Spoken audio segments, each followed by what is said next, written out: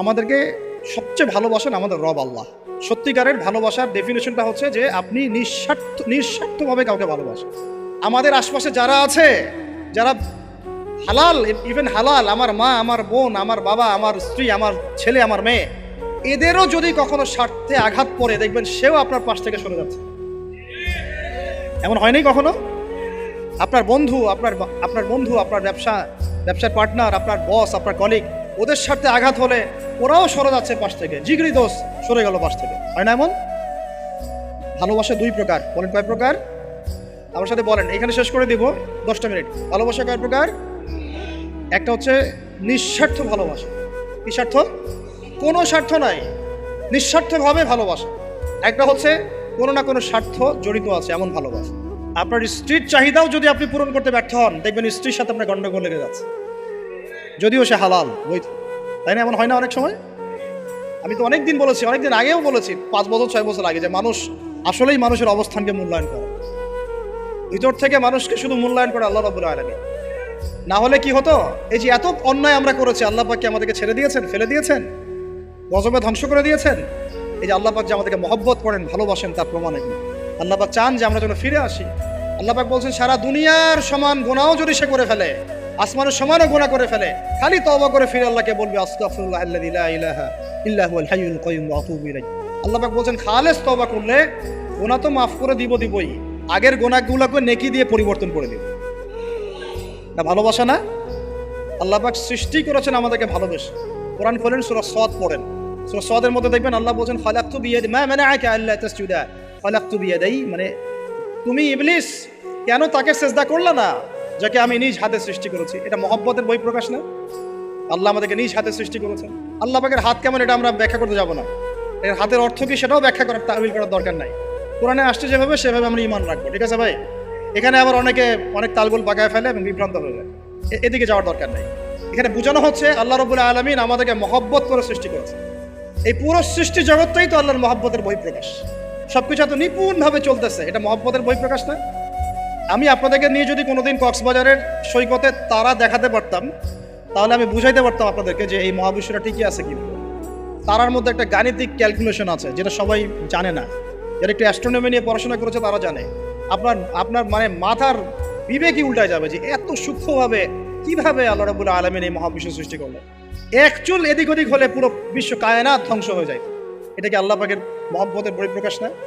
আল্লাহ পাক তো বরং বলেছেন পুরো সৃষ্টি পরিবারটাই আল্লাহর পরিবারের অন্তর্ভুক্ত। সুবহানাল্লাহ। এমনকি আল্লাহ পাক আমাদেরকে বলেছেন, তোমরা জমিনবাসীর সবার উপর রহম করো। ইরহামু মান ফিল আরদ ইয়ারহামুকুম মান ফিস সামা। তোমরা সবার উপর রহম করো, দয়া করো। দয়া রহম এটা তো মহব্বতের একটা অংশ। তোমরা সবার উপর দয়া করো, রহম করো, মহব্বত করো। এটা কি হবে? তাহলে আল্লাহ পাক আসমানে যিনি আছেন, আল্লাহ পাক তোমাদের উপর রহম করবেন। আমরা সেই মহান সত্তার ভালোবাসার থেকে বের হয়ে হারাম এই যৌন ভালোবাসার দিকে যাওয়ার চেষ্টা করছি। আসলে এটা ভালোবাসা না, যৌনতা, এর দিকে যাওয়ার জন্য এইসব করছি। আল্লাহ পাক আমাদেরকে মাফ করে যেন হেদায়েত দান করেন। আল্লাহ পাক কত ভালোবাসেন এটা নিয়ে বলতে গেলে আজকে রাত শেষ হবে। দেখেন, আল্লাহ রাব্বুল আলামিন আদম আলাইহিস সালামকে সৃষ্টি করেছেন, করে সমস্ত নাম শিক্ষা দিয়েছেন। নাম মানে হলো ইলম। নাম মানে কি? ভালো না বাসলে আল্লাহ পাক কাউকে সবচেয়ে সেরা কিছু দান করেন। সূরা ৩ আল্লাহ পাক কি বলেছেন? তিনি ওয়াজ জাইতুন, এগুলো শপথ করে, লাকাদ খালাকনাল ইনসানা ফি আহসানি তাকওয়িম। মানুষকে সবচেয়ে শ্রেষ্ঠ কাঠামো আল্লাহ পাক দিয়েছে, দেন নাই? কাউকে যদি মহব্বত না করা হয়, তাকে আপনি সবচেয়ে সেরাটা কি দিতে পারবেন? আল্লাহ পাক আমাদেরকে মহব্বত করেন, ভালোবাসেন, এবং আল্লাহ চান আমরাও যেন তাকে মহব্বত করি, তাকে ভালোবাসি। এবং আমরা যদি কাউকে ভালোবাসি, আল্লাহর জন্য ভালোবাসবো। কাউকে ঘৃণা করি, আল্লাহর জন্য ঘৃণা করি। মহব্বতও আল্লাহর জন্য, ঘৃণাও কার জন্য? আল্লাহর জন্য। আল্লাহ পাক সমস্ত ইলম শিক্ষা দিলেন। এটা কি ভালোবাসার বহিঃপ্রকাশ না? নূহ আলাইহিস সালামের কওম দীর্ঘদিন আল্লাহর কথা শোনে না। আল্লাহ পাক সবর করলেন, ধৈর্য ধরলেন, গজব দিলেন না, শেষ পর্যায়ে গিয়ে আযাব দিয়েছেন। এই যে আল্লাহ পাক সুযোগ দেন, সময় দেন, এটাকে আল্লাহ পাকের ভালোবাসা, দয়া না? এরকম প্রত্যেকটা কওমের ক্ষেত্রে হয়েছে। আমি তো ফিল করলাম এই ভালোবাসা নিয়ে ঘাটাঘাটি করতে গিয়ে যে আসলে আল্লাহ পাক যে আমাদেরকে সবচেয়ে বেশি মহব্বত করেন, তার সবচেয়ে বড় নিদর্শন কি জানেন? আমাদের কাছে আল্লাহ রাব্বুল আলামিন আল কোরআনের মতো কিতাব নাজিল করেছেন, আর আমাদেরকে আল্লাহ পাক নবী মুহাম্মদ সাল্লাল্লাহু আলাইহি ওয়াসাল্লামের উম্মত বানিয়েছেন।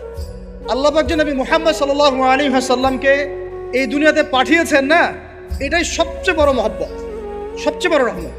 কারণ তার সুন্নতে এমন কিছু নাই যেটা আপনি খুঁজে পাবেন না। আর তিনি আমাদেরকে যে মহব্বত করতেন, মুহাম্মদ সাল্লাল্লাহু আলাইহি ওয়াসাল্লাম আমাদেরকে যে মহব্বত করতেন, তিনি আমাদেরকে বলতেন যে আমরা তার ভাই।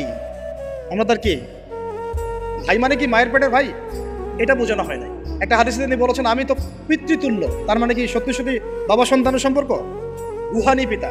তিনি কি ইমাম নন? তিনি ইমাম, তিনি নেতা, তিনি আমাদের শিক্ষক, তিনি নবী। তো তিনি আমাদেরকে যে মহব্বত করতেন, তিনি একদিন বলছিলেন সাহাবীদের সামনে, কাশ আমি যদি আমার ভাইদেরকে দেখতে পেতাম। সাহাবীরা বলছেন ইয়া রাসূলুল্লাহ আমরা কি আপনার ভাই না? তখন নবীজি বলছেন না, তোমরা আমার সাহাবী। আমার ভাই তারা যারা আমাকে না দেখেই আমার প্রতি ঈমান নিয়ে আসবে। প্রত্যেক নবীকে আল্লাহ পাক একটা দোয়া করার চান্স দিয়েছে। কয়টা ভাই? এমন একটা দোয়া যেটা করলে আল্লাহ পাক কবুল করবেনই করবেন। করলে আল্লাহ পাক কি করবেন? অবশ্যই কবুল করবেন। নবী সাল্লাল্লাহু আলাইহি ওয়াসাল্লাম বলছেন যে সমস্ত নবী এই দোয়াটা পৃথিবীতে করে ফেলেছে। আমি এই দোয়াটাকে মুলতবি রেখেছি যে কাল কিয়ামতের মাঠে আমি আমার উম্মতের জন্য সুপারিশ করব ইনশাআল্লাহ। এবং নবী সাল্লাল্লাহু আলাইহি ওয়াসাল্লামের সুপারিশে বহু কবিরা গুনাহগার মুসলমান যারা জাহান্নামের ফয়সালা হয়ে গেছে তাদেরকে আল্লাহ পাক কিছুটা শাস্তি ভোগ করালে হলেও আবার জান্নাতে নিয়ে আসবেন। তিনি আমাদেরকে মহব্বত করেন না? করতেন না? চিন্তা করে তাহলে আমরা তার দিনকে কি মহব্বত করলাম? আমরা তার হুকুম হাকামের বিধিবিধান সুন্নতের কি মহব্বত করলাম? চিন্তা করেন। একটা হাদিসে নবীজি স্পষ্ট করে বলছেন এটা আমাদের জন্য একটা কষ্টি পাথর। এটা একটা কি কষ্টি পাথর। তিনি বলছেন লা ইউমিনু আহাদুকুম, তোমাদের মধ্যে কেউ মুমিন হইতে পারবে না। কি হইতে পারবে না? মানে প্রকৃত মুমিন হইতেই পারবে না তোমরা। এ আমার উম্মত তোমাদের মধ্যে কেউ প্রকৃত মুমিন হইতেই পারবে না যতক্ষণ না হাত্তা আকুনা আহাব্বা ইলাইহি বিওয়ালিদিহি ওয়ালাদিহি ওয়ান নাসি আজমাইন, যতক্ষণ না আমি মুহাম্মদ সাল্লাল্লাহু আলাইহি ওয়াসাল্লাম তোমাদের কাছে নিজের কি সন্তান, নিজের বাবা মা এবং সমস্ত মানব জাতির থেকে বেশি প্রিয় না হচ্ছে। আর এটা আবার বলি, নবীজি বলছেন কেউ ততক্ষণ পর্যন্ত প্রকৃত মুমিন হতে পারবে না যতক্ষণ না আমি মুহাম্মদ সাল্লাল্লাহু আলাইহি ওয়াসাল্লাম তার কাছে তার সন্তান, তার পিতা, এমনকি সমস্ত মানব জাতি থেকে বেশি প্রিয় না হচ্ছে। আমরা যারা আগামীকালকে এইটার প্রিপারেশন নিয়েছি, আসলে কি আমাদের কাছে নবী প্রিয় বেশি না আমাদের দুনিয়ার স্বার্থ বেশি প্রিয়? যারা এগুলো করবে তাদের কাছে কি সত্যিই নবী প্রিয়? তাহলে তারা করতে পারতো না। যদি নবী আমাদের কাছে সবচেয়ে বেশি প্রিয় না হয় আমরা মুমিন হতে পারছি না। আর যাদের কাছে নবী প্রিয় তারা কখনো এমন হারাম কাজে যেতে পারবে না। যারা যাচ্ছে তারা কখনোই নবীকে ভালোবাসেন না, কোশ্চিনকালেও না। শোনেন উমর রাদিয়াল্লাহু আনহুর নাম শুনেন নাই? বললে অনেক কথা ভাই, অনেক কথা, কোনটা রেখে কোনটা বলে। উমর রাদিয়াল্লাহু আনহু একদিন এসে বলছেন খলিফাতুল মুসলিমিন, মুসলিমদের তিনি খলিফা। জান্নাতের সুসংবাদপ্রাপ্ত 10 জন সাহাবীর একজন। জান্নাতের সার্টিফিকেট পেয়েছেন পৃথিবীতে কয়জন সাহাবী? একটা হাদিসে একসাথে 10 জন। ওই 10 জনের অন্যতম একজন, যিনি এমন শাসন ব্যবস্থা পৃথিবীতে প্রতিষ্ঠা করেছিলেন যার মতো মিসাল এখন পর্যন্ত পৃথিবীতে আর দেখা যায় নাই।